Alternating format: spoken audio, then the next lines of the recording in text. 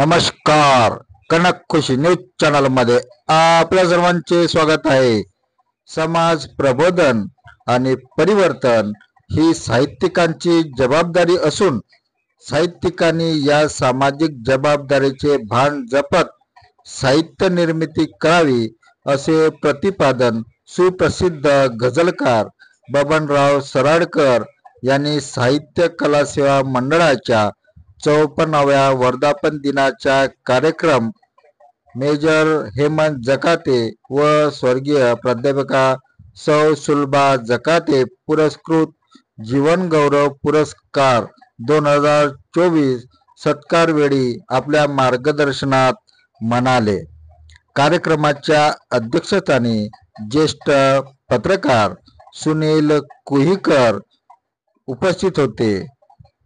याचबरोबर सुप्रसिद्ध गझलकार डॉक्टर सागर खांदीवाला, advocate Shriram Deoras, doctor प्राध्यापक उमेश हिवसे, दैनिक दिव्य वतनचे मुख्य संपादक गोपाळ कडूकर, साहित्य कला मंडळाचे अध्यक्ष राजेश कुबडे मंचावर उपस्थित होते.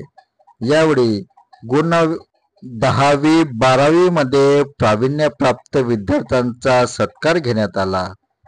यासोबतच सुप्रसिद्ध गझलकार बबनराव सराडकर यांना शाल श्रीफळ स्मृती चिन्ह देऊन त्यांचा आदर सत्कार करण्यात आला.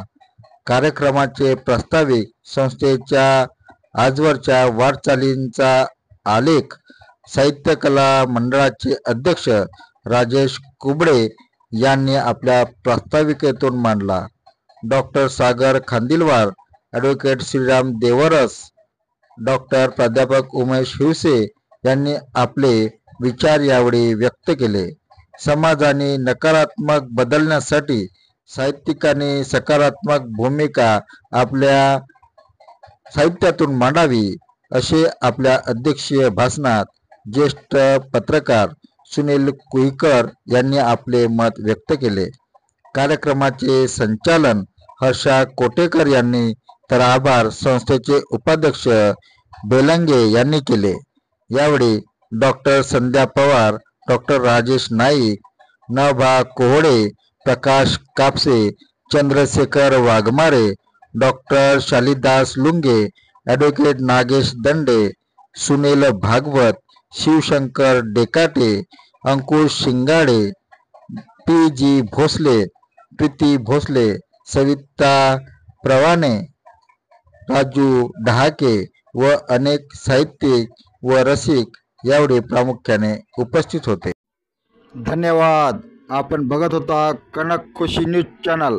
कनक खुशी न्यूज चॅनलला सबस्क्राईब करा, लाईक करा.